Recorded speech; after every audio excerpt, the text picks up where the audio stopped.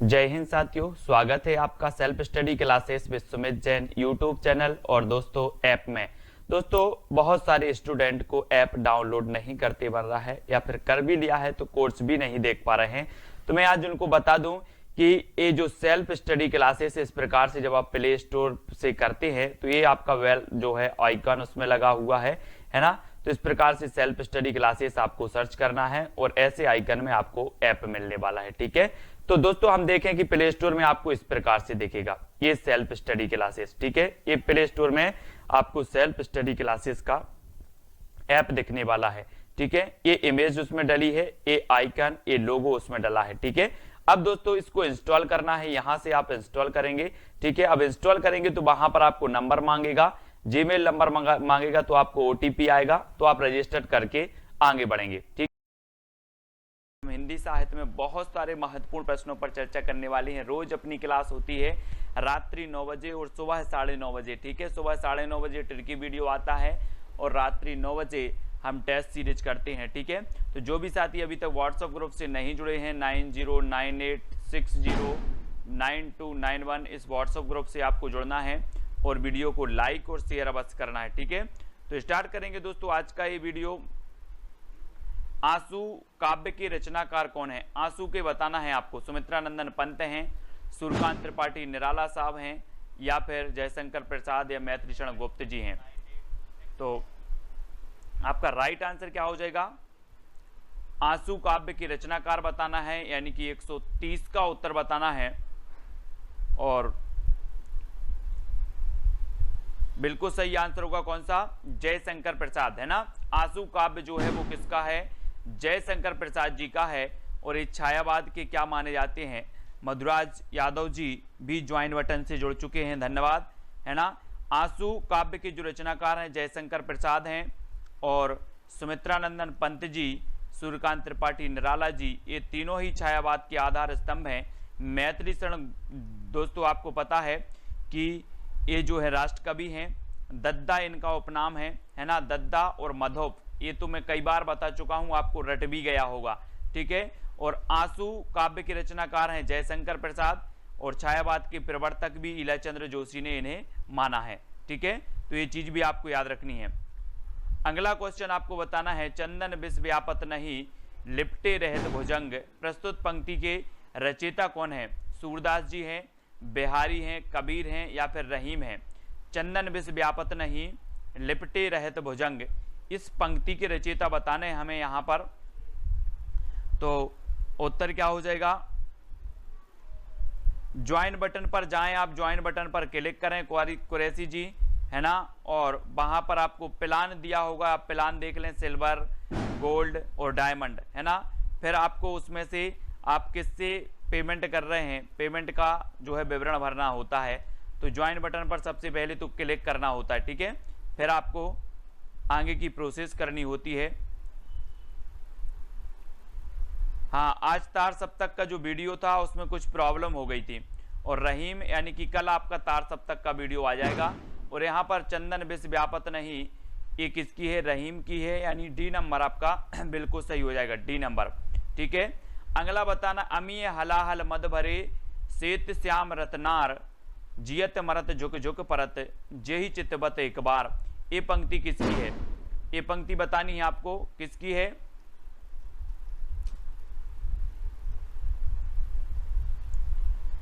अमीय हलाहल मद भरे, बहुत ही बढ़िया पंक्ति है, कई बार पूछी भी गई है।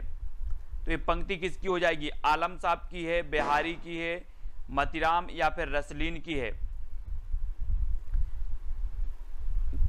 एटीएम कार्ड से हो जाएगा, एटीएम से।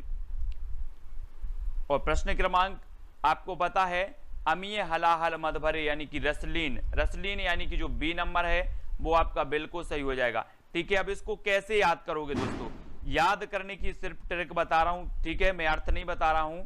अमीय, अमीय से आप लेंगे कि अमीय से अपन बोलते हैं ना आम, है ना, आम, और आम में क्या होता है? रस होता है, रस। आम में क्या होता है? रस होता है, तो रसलीन, है ना। अमीय हलाहल मद भरे, इस प्रकार से हमें ट्रिक भी देख लेना है, याद भी कर लेना है ना। अगला है, जब जब होए धर्म की हानि बाड़े असुर अधम अभिमानी प्रस्तुत पंक्ति के रचयिता कौन है? रसखान, बिहारी, तुलसीदास या फिर कबीर। 4 विकल्प हैं, 133 का उत्तर बताना है। देखो ज्वाइन मेंबर का आपको बता रहा हूं कि जितने भी ज्वाइन मेंबर हैं उनके कमेंट मुझे एक साथ मिलते हैं, जितने भी उनके कमेंट होते हैं वो मुझे एक साथ देखने को मिलते हैं। दूसरी बात, ज्वाइन वालों के लिए जो सेशन है वो अलग से चलेगा, यानी कि ज्वाइन मेंबर के जो वीडियो हैं वो केवल ज्वाइन मेंबर ही देख पाएंगे, दूसरे मेंबर नहीं देख पाएंगे, है ना। और तो ज्वाइन मेंबर के लिए और भी है, आपको आपका जो कमेंट है वो हाईलाइट होता है, आपको इमोजी दिया जाता है स्पेशल। और आपका बिल्कुल सही आंसर होगा तुलसीदास, जब जब होए धर्म की हानि बाड़े असुर अधम अभिमानी, यानी कि जो बी नंबर है वो बिल्कुल सही हो जाएगा। ठीक है, तुलसीदास जी के बारे में आपको पता है कि जो तुलसीदास जी हैं राम काव्य धारा के श्रेष्ठ कवि माने जाते हैं तुलसीदास जी, और बी नंबर आपका बिल्कुल सही होगा। परहित सरस धर्म नहीं भाई, पर पीड़ा सम नहीं अदमाई प्रस्तुत पंक्ति के रचयिता कौन है? रचयिता बताना है, रसखान जी हैं, बिहारी हैं, तुलसी हैं या फिर मीरा हैं। 4 विकल्प हैं, यानी कि 134 का उत्तर आपको बताना है। 134 में प्रश्न क्रमांक बताना है कि परहित सरस धर्म नहीं भाई, पर पीड़ा सम नहीं अदमाई। इसमें जो ये पंक्ति हो जाएगी ये भी किसकी है? तुलसीदास जी की ही है, यानी बी नंबर आपका बिल्कुल सही होगा। ठीक है, तुलसीदास जी की। हिंदी साहित्य के आरंभिक काल को आचार्य रामचंद्र शुक्ल ने क्या कहा है? आदि काल कह दिया, वीर गाथा, चारण काल, सिद्ध सामंत काल, क्या कह दिया है? और दोस्तों जो विवेक शंकर की बुक मैंने आपको बताई थी वो अवेलेबल हो गई है ऑनलाइन, है ना। ऑनलाइन जो है अवेलेबल है, तो ऑनलाइन आप लोग खरीद सकते हैं किसकी? विवेक शंकर की बुक को। ठीक है, तो हिंदी साहित्य के आरंभिक काल को आचार्य रामचंद्र शुक्ल ने जो नाम दिया वो नाम दिया वीरगाथा काल। आदि काल जो नाम दिया गया हजारी प्रसाद द्वारा, चारण काल जो नाम दिया गया राम कुमार वर्मा ग्रियर्सन द्वारा, और सिद्ध सामंत काल राहुल सांकृत्यायन द्वारा दिया गया। ठीक है, तो हिंदी साहित्य के आरंभिक काल को आचार्य रामचंद्र शुक्ल ने कहा है, तो वीरगाथा काल यानी कि जो सी नंबर है वो बिल्कुल सही हो जाएगा। ठीक है, सी नंबर। और अगला है वीरगाथा काल का कवि कौन सा नहीं है? अब वीरगाथा काल के कवि तो आप सभी को पता है, सारे कवि पता हैं। आप गणपति शालिभद्र सूरी से लेकर आप चंद बरदाई तक सारे के सारे कवि आपको पता है। और आपका बिल्कुल सही आंसर क्या हो जाएगा? वीरगाथा काल के जो कवि नहीं है, जैसे आपने पढ़ा था कि जो नामदेव है, नामदेव ये भक्ति काल के माने जाते हैं, मधुकर हैं, जगनेक हैं, यानी कि आपका उत्तर बी नंबर बिल्कुल सही हो जाएगा। ठीक है, बी नंबर बिल्कुल सही होगा। तो नामदेव ये वीरगाथा काल के कवि नहीं है और बी नंबर बिल्कुल सही है। और अगला क्वेश्चन आपकी स्क्रीन पर है कि वीरगाथा काल के सर्वश्रेष्ठ कवि कौन माने जाते हैं? वीरगाथा काल के सर्वश्रेष्ठ कवि चंद्रबरदाई, जगनेक, दलपति विजय या फिर विद्यापति, कौन माने जाते हैं? सर्वश्रेष्ठ बताना है यहाँ पर। और दलपति विजय इनकी एक खुमाण रासो रचना है, कौन सी है? खुमाण रासो, खुमाण रासो है। जगनेक की तो आला खंड आपको पता है, ठीक है, परमाल रासो जिसे कहा जाता है। विद्यापति की 3 प्रमुख रचनाएं कौन सी हैं? पदलता पताका। चंद्रबरदाई की तो पृथ्वीराज रासो आपको पता ही है। ठीक है, तो वीरगाथा काल की सर्वश्रेष्ठ जो रचना मानी जाती है, वो कवि माने जाते हैं, वो चंद्रबरदाई माने जाते हैं, यानी आपका उत्तर होगा ए नंबर। और चंद्रबरदाई का जो महाकाव्य है वो कौन सा है? पृथ्वीराज रासो है। ठीक है, और ये हिंदी का प्रथम महाकाव्य है, चंद्रबरदाई हिंदी के प्रथम महाकवि हैं, है ना। तो ए नंबर आपका बिल्कुल सही होगा। और अगला क्वेश्चन है पृथ्वीराज रासो की रचनाकार कौन है? दोस्तों पृथ्वीराज रासो के रचनाकार तो अधिकांश लोगों को पता है ना। जयदेव हैं, जगनेक हैं, चंद्रबरदाई हैं, विद्यापति हैं। ये 4 विकल्प हैं और 4 में से आपको पता है कि पृथ्वीराज रासो चंद्रबरदाई जी का ग्रंथ है ना। और बी नंबर आपका बिल्कुल सही हो जाएगा। अधिकांश लोगों को पता है, लेकिन आपसे पूछा जाता है दोस्तों कि कबीर की भाषा क्या थी? कबीर की भाषा क्या थी ये बतानी है। ब्रज थी, कन्नौजी थी, खड़ी थी या फिर सादुकड़ी थी? कौन सी थी? कबीरदास की जो भाषा थी वो भाषा कौन सी थी? यानी कि प्रश्न क्रमांक 139 का उत्तर बताना है। और दोस्तों इस सादुकड़ी भाषा किसने कहा है? कबीरदास की भाषा को सादुक्कड़ी भाषा किसने कहा है? कबीरदास जी की जो भाषा मानी जाती है वो सादुक्कड़ी मानी जाती है, लेकिन इसे सादुक्कड़ी किसने कहा? प्रश्न क्रमांक 139 का आपका उत्तर बताना है। सादुक्कड़ी इसे किसने कहा है, आपको ही उसका चयन करना है और बताना है। तब आपका बिल्कुल सही आंसर क्या होगा? नयन जो देखा कमल सा निर्मल नीर शरीर, हसत जो देखा हंसबा दसन ज्योति नगहीर। ये पंक्ति किसकी है? बहुत ही बढ़िया पंक्ति है। ये पंक्ति आपको बतानी है तुलसीदास जी की है, जायसी की है, जयशंकर प्रसाद जी की या कबीरदास जी। बहुत ही बढ़िया पंक्ति है, आपको बताना है। नयन जो देखा कमल सा निर्मल नीर शरीर, हसत जो देखा हंसबा दसन ज्योति नगहीर। हाँ, वेरी गुड। शुक्ल जी ने सादुक्कड़ी भाषा कहा है, बिल्कुल याद रख लेना है। हमने पढ़ा था कि पंचमेल खिचड़ी कहा था किसने? श्याम सुंदर दास ने। कबीर की भाषा को पंचमेल खिचड़ी। सादुक्कड़ी कहा रामचंद्र शुक्ल ने, ठीक है। बाणी का डिक्टेटर कहा हजारी प्रसाद द्विवेदी ने। ये क्वेश्चन हमेशा पूछे जाते हैं और यहाँ पर आपका सही उत्तर होगा जायसी, ठीक है। जायसी यानी कि जो सी नंबर है वो बिल्कुल सही है, जायसी बिल्कुल सही हो जाएगा। नयन जो देखा कमल सा निर्मल नीर शरीर, हसत जो देखा हंसबा दसन ज्योति नगहीर, जायसी जी की पंक्ति है। और जायसी जी का एक काव्य है, कौन सा काव्य है दोस्तों? कौन सा है? पद्मावत, है ना, पद्मावत है। और पद्मावत इनका श्रेष्ठ महाकाव्य और हिंदी का प्रथम प्रमाणिक महाकाव्य भी माना जाता है पद्मावत, ठीक है। तो याद रखना है। शिवा बावनी के रचनाकार कौन माने जाते हैं? शिवा बावनी, पद्माकर, केशवदास, भूषण या फिर जगनेक। प्रश्न क्रमांक 141 का उत्तर हमें बताना है। शिवा बावनी की रचनाकार, बहुत ही बढ़िया है दोस्तों ये रचना। और इस रचना के जो रचनाकार माने जाते हैं वो माने जाते हैं कौन? भूषण जी, है ना। शिवा बावनी ये भूषण की रचना है। और रीति काल में एकमात्र ऐसा वीर रस का कवि था भूषण, जिसका उपनाम कहीं कहीं मनीराम, कुछ विद्वान मनीराम भी मानते हैं और कुछ विद्वान घनश्याम भी मानते हैं ना, घनश्याम। तो कुछ घनश्याम तो कुछ मनीराम, है ना। तो ये शिवा बावनी की रचनाकार भूषण जी माने जाते हैं, यानी बी नंबर आपका बिल्कुल सही हो जाएगा। छत्रसाल दशक भी इन्हीं की रचना है, भूषण जी की। नर की और नर नील की गति ये की कर जोए, जे तो नीचे हे चले ते तो ऊंचो होए। इस पंक्ति के जो रचयिता हैं वो कौन है? और आपको पता है दोस्तों, वो कवि रीति सिद्ध काव्यधारा का कवि है ना, रीति सिद्ध काव्यधारा का कवि है। और उसकी एक रचना है बिहारी सतसई, है ना, बिहारी सतसई। और विश्व में सबसे ज़्यादा यानी कि दूसरे नंबर पर जो सबसे ज़्यादा टीका लिखी गई वो बिहारी सतसई की लिखी गई, ठीक है। तो ये चीज़ आपको याद रख लेना है। और बिहारी सतसई में 713 दोहे मिलते हैं कहीं कहीं और 719 दोहे भी मिलते हैं। और नर की और नर नील की ये जो पंक्ति है वो बिहारी लाल की है। बिहारी यानी कि जो आपका सी नंबर है वो बिल्कुल सही हो जाएगा, ठीक है। सी नंबर आपका सही हो जाएगा। अगला आपको बताना है कि सकीबे मुझसे कहकर जाते, प्रस्तुत पंक्तियों के रचयिता कौन है? सकीबे मुझसे कहकर जाते अज्ञेय की है ना, हरियोध की है या फिर मैथिली शरण गुप्त की या फिर जयशंकर प्रसाद। दोस्तों आपने यशोधरा खंड काव्य पढ़ा होगा। यशोधरा खंड काव्य होते हुए भी ये महाकाव्य की श्रेणी में आता है, लेकिन ये खंड काव्य है यशोधरा। और यशोधरा में हम पंक्ति पढ़ते हैं कि सखी बे मुझसे कहकर जाते, सखी बे मुझसे कहकर जाते। और आपकी जो विकल्प नंबर होगा क्या होगा? बी नंबर, यानी मैथिली शरण गुप्त। याद रख लेना, मैथिली शरण गुप्त जी की ये पंक्ति है। और गुप्त जी का उपनाम मैं आपको हमेशा रटवा रहा हूँ, मधोप और दद्दा, दद्दा भी इन्हें कहा जाता था।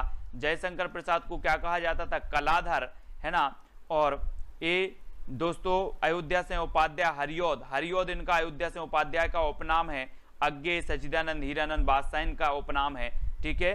तो ये उपनाम का वीडियो मैंने आपको दिया है, ट्रिकी वीडियो दिया है, तो वो ट्रिकी वीडियो भी आपको देख लेना है। उपनाम वाला, कवियों के उपनाम हमेशा पूछे जाते हैं। हिंदी कविता को छंदों की परिधि से मुक्त कराने वाले थे तो कौन थे?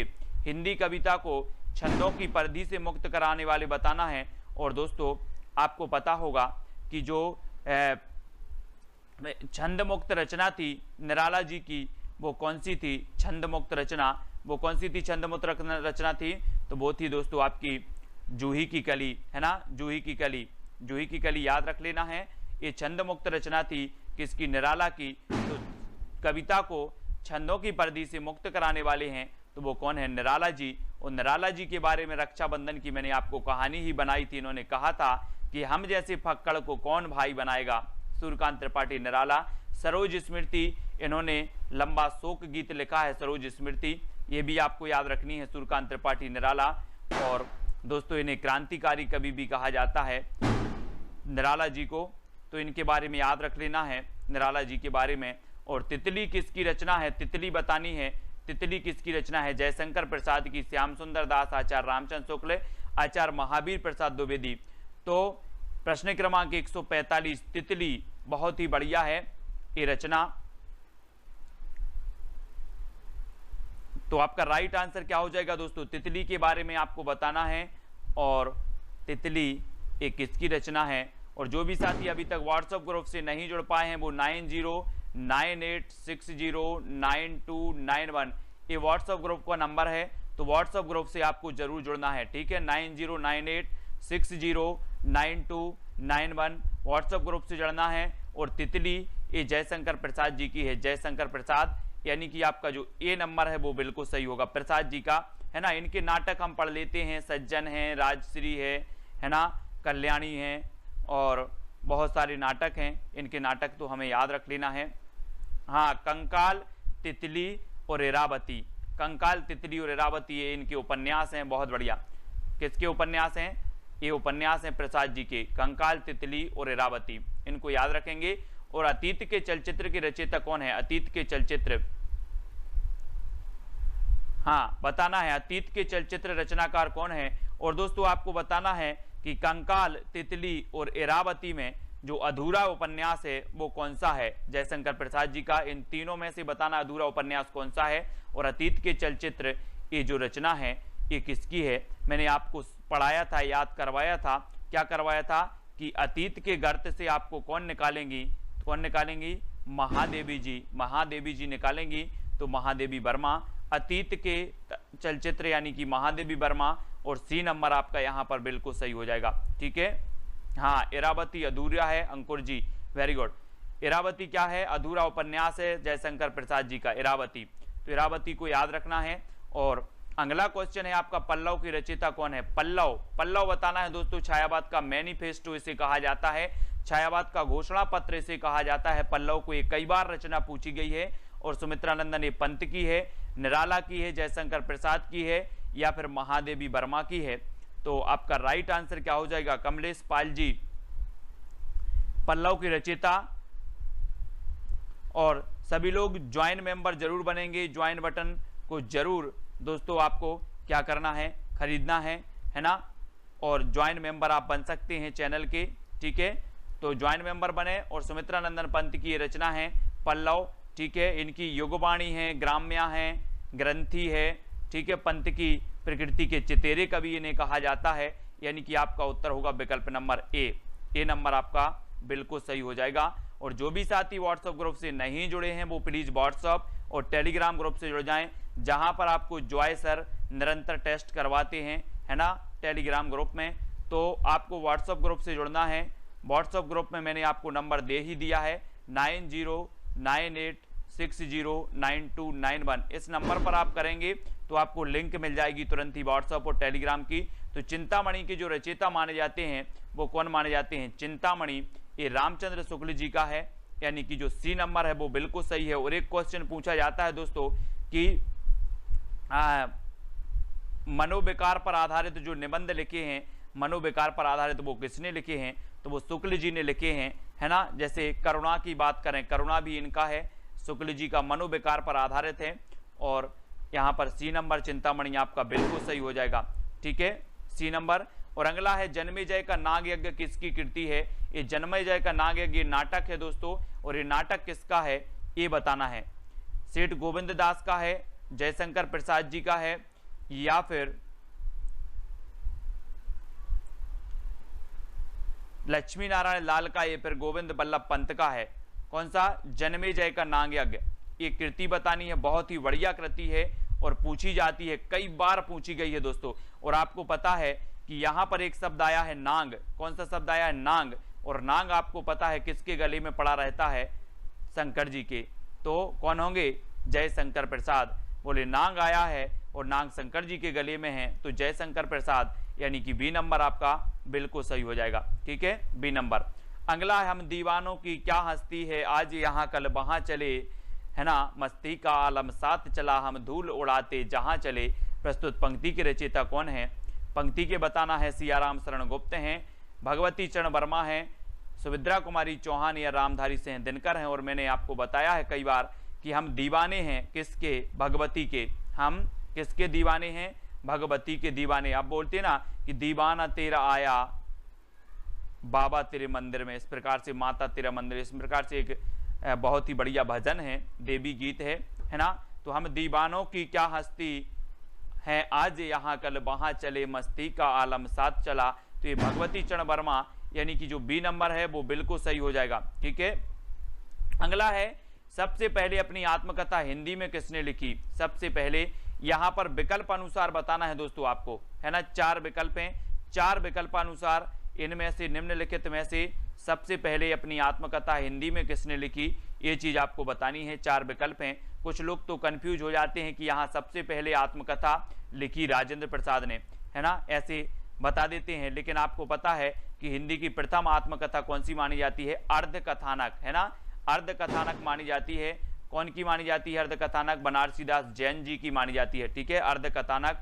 और दोस्तों ये आत्मकथा हिंदी में किसने लिखी? तो सत्य की खोज लिखी है किसने? राजेंद्र प्रसाद ने। सत्य की खोज, तो सत्य की खोज डी नंबर आपका बिल्कुल सही होगा। अर्ध कथानक हिंदी की प्रथम आत्मकथा बनारसी दास जैन की मानी जाती है। और अबला जीवन हाय तुम्हारी यही कहानी, आंचल में है दूध और आंखों में पानी, ये पंक्ति किसकी है?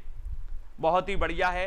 कहाँ से ली गई है, कौन से खंड काव्य से ली गई है, कौन सी रचना से ली गई है, ये चीज हमें बतानी है। और जिन भी साथियों ने पुराने ओल्ड पे वीडियो नहीं देखे हैं वो जरूर देखें। ट्रिकी वीडियो की आपकी 25 यानी कि 25 वीडियो ट्रिकी वीडियो के पहुंच चुके हैं आपके, जिसमें हमने साहित्य अकादमी से पुरस्कृत रचनाएं पढ़ी, कवियों के उपनाम पढ़े, व्यास सम्मान पढ़ा, ज्ञानपीठ पुरस्कार की रचनाएं पढ़ी। ठीक है, बहुत सारी रचनाओं को पढ़ा। और वो ट्रिकी वीडियो आपके अमेजिंग वीडियो हैं, बहुत ही बढ़िया वीडियो हैं। और अबला जीवन हाय तुम्हारी यही कहानी, आंचल में है दूध और आंखों में पानी, ये तो कई बार पंक्ति पूछी गई यशोधरा की। यशोधरा यानी कि जो सी नंबर आपका बिल्कुल सही हो जाएगा, है ना, ये यशोधरा की है। यशोधरा से ये पंक्ति ली गई है। और हिमालय के आंगन में उसे प्रथम किरणों का दे उपहार, उषा ने हंस अभिवादन किया और पहनाया हीरे का हार। तो ये पंक्ति किसकी रचयिता कौन है? पंक्ति के रचयिता, बहुत ही बढ़िया पंक्ति है। ये पंक्ति भी कई बार पूछी गई है दोस्तों कि हिमालय के आंगन में जो है उसे प्रथम किरणों का दे उपहार, उषा ने अभिवादन किया।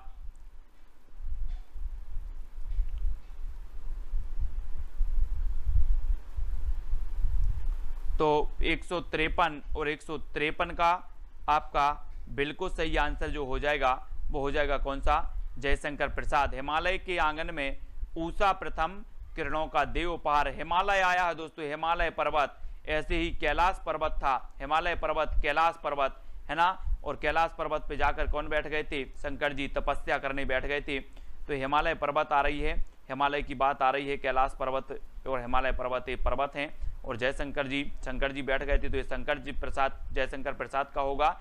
आलवार भक्तों की संख्या बतानी है, यानी कि 154 का उत्तर बताना है दोस्तों। आपको पता है, मैंने आपको बताया था कि रामानंद के शिष्य 12, है ना। आलवार भक्तों की संख्या भी कितनी आप बता देना, है ना। और साकेत में जो आपके ग्रंथ है, साकेत में जो आपके सर्ग हैं वो भी आपके 12 हैं, है ना। और 12 बार आ रहा है, तो यहाँ पर भी 12 आया है, 12 को कर दो 12, तो क्या हो जाएगा? 12। आलवार भक्तों की संख्या 12, यानी कि बी नंबर बिल्कुल सही हो जाएगा। ठीक है, 12 आया है और बार आ रहा है, और बार मतलब 12।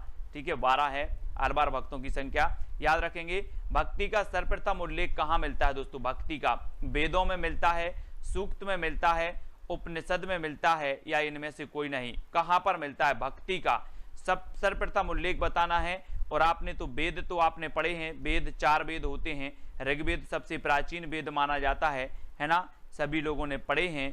और भक्ति का जो सर्वप्रथम उल्लेख मिलता है तो वो मिलता है उपनिषद में। कहाँ पर मिलता है? उपनिषद, यानी कि जो आपका बी नंबर है उपनिषद बिल्कुल सही हो जाएगा। भक्ति का उल्लेख मिलता है आपका उपनिषद में, ठीक है, बी नंबर बिल्कुल सही है। नेक्स्ट है संत काव्यधारा को ज्ञानाश्रयी किस विद्वान ने कहा है? बहुत ही बढ़िया प्रश्न है दोस्तों। आप सभी लोगों ने पढ़ा है कि संत काव्यधारा जो है, जिन्हें ज्ञानाश्रयी शाखा भी कहा जाता है, भक्ति काल की एक काव्यधारा है, ठीक है। और एक काव्यधारा को जो ज्ञानाश्रयी शाखा कहा है तो वो किसने कहा है, ये चीज बतानी है। यानी कि प्रश्न क्रमांक 156 का उत्तर बताना है। 4 विकल्प हैं, 4 आलोचक हैं थे, और चारों में से आपका जो उत्तर जा रहा है वो क्या जा रहा है कि आचार्य रामचंद्र शुक्ल, इन्होंने ज्ञानाश्रयी शाखा कहा दोस्तों इसे, ठीक है। और ये नंबर आपका बिल्कुल सही होगा। संत काव्यधारा को ज्ञानाश्रयी कहने वाले जो विद्वान थे वो थे शुक्ल जी। संत शब्द को सतसाम्य किसने माना है? संत शब्द को सतसाम्य मानने वाले जो विद्वान थे वो कौन थे? डॉक्टर पीताम्बरनाथ बर्थवाल थे, आचार्य शुक्ल थे, डॉक्टर नगेंद्र थे, या परमेश्वर चतुर्वेदी थे? कौन थे संत शब्द को सतसाम्य मानने वाले? बहुत ही बढ़िया प्रश्न है। और संत शब्द को सतसाम्य मान लिया, और वो माना है किसने? परमेश्वर चतुर्वेदी ने सतसाम्य माना संत शब्द को। और दोस्तों हम क्या मान लेते हैं? संतों को परमेश्वर की उपमा दे देते हैं, और परमेश्वर चतुर्वेदी आपका डी नंबर बिल्कुल सही हो जाएगा, ठीक है, डी नंबर सही होगा। पीताम्बर, डॉक्टर पीताम्बरनाथ बर्थवाल के अनुसार गोरखनाथ के ग्रंथों की संख्या कितनी है? यानी कि 58। डॉक्टर पीताम्बरनाथ बर्थवाल के अनुसार गोरखनाथ के ग्रंथों की संख्या बतानी है। 12 है, 14 है, 13 है, या फिर 12 है। आपने पढ़ा होगा दोस्तों कि जो आपका नाथ पंथ था, नाथ पंथ, और नाथ पंथ के जो प्रवर्तक माने जाते हैं मतेंद्र नाथ माने जाते हैं, और प्रमुख जो माने जाते हैं गोरखनाथ माने जाते हैं मतेंद्र नाथ के। मच्छेंद्रनाथ, मतेंद्रनाथ, ये उन्हीं के उपनाम हैं। और मच्छेंद्रनाथ के जो शिष्य थे वो गोरखनाथ थे, ठीक है। और गोरखनाथ के जो ग्रंथों की संख्या मानी वो कितनी मानी है? 14 मानी है। किसने?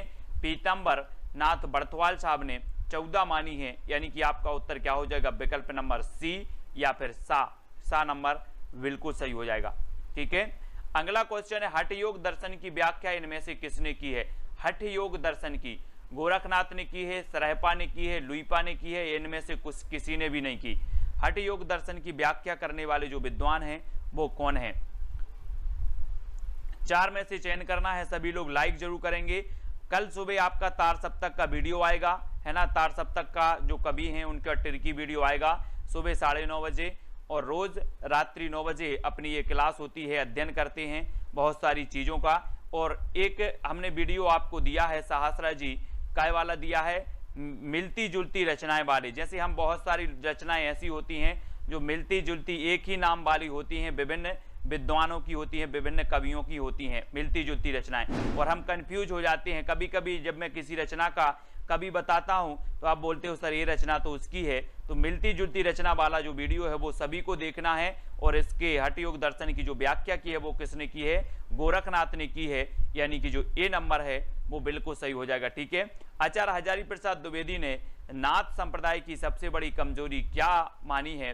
हठ योग मानी है ना, पत्नी के प्रति अनादर माना है, गृहस्थ धर्म के प्रति अनादर माना है, या क्या माना है?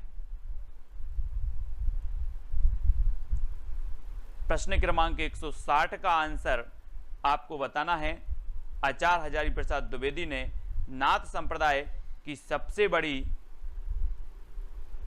कमजोरी जो मानी है वो मानी है गृहस्थ धर्म के प्रति अनादर। गृहस्थ धर्म के प्रति अनादर यानी सी नंबर बिल्कुल सही हो जाएगा। मधुराज जी, एस जी, सहासरा जी ये ज्वाइंट मेंबर हैं हमारे, है ना। और गृहस्थ धर्म के प्रति अनादर आपका बिल्कुल सही है।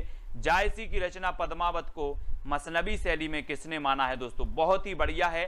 पद्मावत ये मलिक मोहम्मद जायसी जी का महाकाव्य है ना, अवधी भाषा का है। और मसनबी शैली में जो मानने वाले विद्वान हैं वो कौन है? नगेंद्र ने माना है, शुक्ल ने माना है, विजय देव नारायण शाही ने माना है, या फिर हजारी प्रसाद द्विवेदी ने माना है?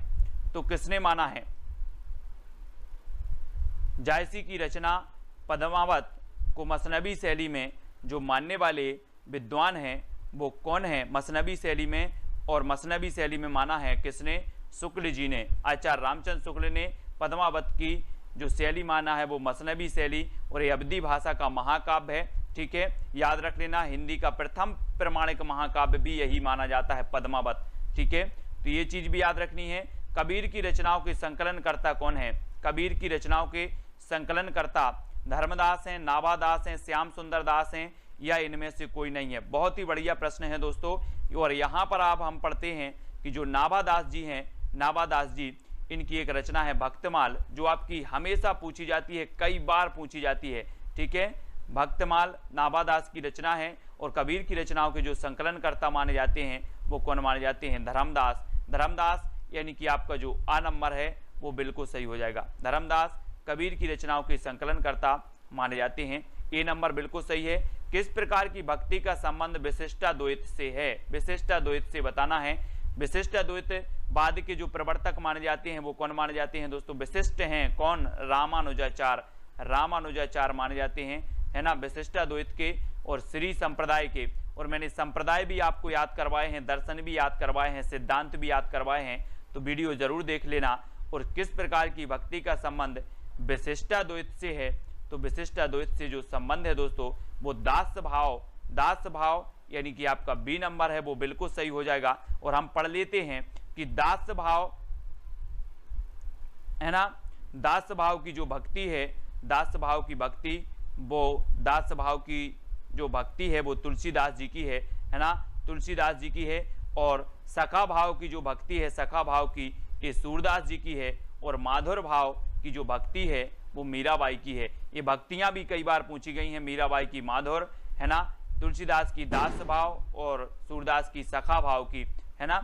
याद रखना, रीति मुक्त कवि कौन नहीं है? रीति मुक्त कवि बताना। रीति मुक्त, रीति सिद्ध और रीतिबद्ध, बिहारी, ठाकुर, बोधा या फिर घनानंद, इनमें से चार में से बताना है कि रीति मुक्त कवि कौन नहीं है।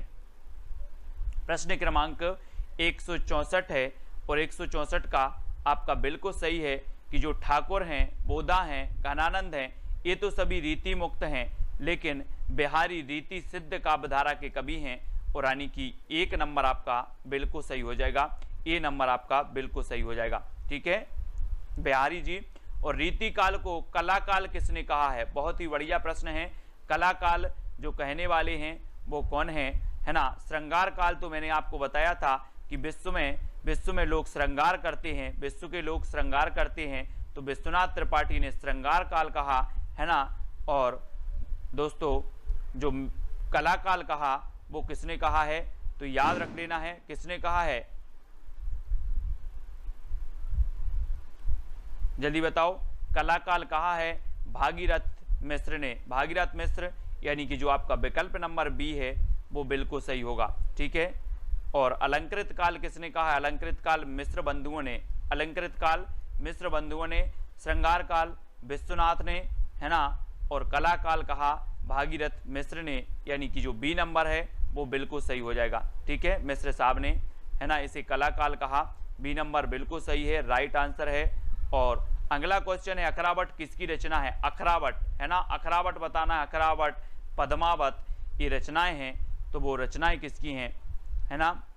और ये रचनाएं मानी जाती हैं दोस्तों किसकी? मलिक मोहम्मद जायसी साहब। जायसी यानी कि जो विकल्प नंबर 1 आपका बिल्कुल सही हो जाएगा। और जायसी सूफी काव्यधारा के प्रमुख कवि माने जाते हैं और अखरावट इन्हीं की रचना है, ये चीज भी याद रखनी है। ठीक है, सूरदास जी कृष्ण काव्यधारा के प्रमुख, तुलसीदास जी राम काव्यधारा के प्रमुख, कबीर संत काव्यधारा के प्रमुख और जायसी सूफी काव्यधारा के प्रमुख, ये तीनों ही शाखाएं चली दोस्तों किसमें? भक्ति काल में। और अखरावट रचना आपसे पूछी गई तो अखरावट आपने बता दी कि सर ये तो जायसी जी की है, यानी कि ये नंबर आपका बिल्कुल सही हो जाएगा। अपनी रचना में समुद्र का वर्णन करने वाले एकमात्र कवि कौन है? बहुत ही बढ़िया प्रश्न है। अपनी रचनाओं में समुद्र का वर्णन करने वाले एकमात्र कवि कौन है? कबीरदास जी, तुलसीदास जी, जायसी या फिर सूरदास जी। मोस्ट इंपॉर्टेंट आईएमपी क्वेश्चन है। प्रदीप जी, है ना, कंचन जी, प्रश्न क्रमांक 167 का जो उत्तर आपका सही होगा वो होगा जायसी। अपनी रचना में समुद्र का वर्णन करने वाले जो कवि माने जाते हैं वो माने जाते हैं जायसी। और बी नंबर आपका बिल्कुल सही हो जाएगा। जय हिंद साथियों, स्वागत है आपका self study classes with Sumit Jain YouTube channel और दोस्तों ऐप में। दोस्तों बहुत सारे स्टूडेंट को ऐप डाउनलोड नहीं करते बन रहा है या फिर कर भी लिया है तो कोर्स भी नहीं देख पा रहे हैं। तो मैं आज उनको बता दूं कि ये जो सेल्फ स्टडी क्लासेस इस प्रकार से जब आप प्ले स्टोर से करते हैं तो ये आपका वेल जो है आइकन उसमें लगा हुआ है ना। तो इस प्रकार से सेल्फ स्टडी क्लासेस आपको सर्च करना है और ऐसे आइकन में आपको ऐप मिलने वाला है, ठीक है। तो दोस्तों हम देखें कि प्ले स्टोर में आपको इस प्रकार से दिखेगा ये सेल्फ स्टडी क्लासेस, ठीक है। ये प्ले स्टोर में आपको सेल्फ स्टडी क्लासेस का ऐप दिखने वाला है, ठीक है। ये इमेज उसमें डली है, ये आइकन, ये लोगो उसमें डला है, ठीक है। अब दोस्तों इसको इंस्टॉल करना है, यहां से आप इंस्टॉल करेंगे, ठीक है। अब इंस्टॉल करेंगे तो वहां पर आपको नंबर मांगेगा, जीमेल नंबर मांगेगा, तो आपको ओटीपी आएगा, तो आप रजिस्टर करके आगे बढ़ेंगे, ठीक।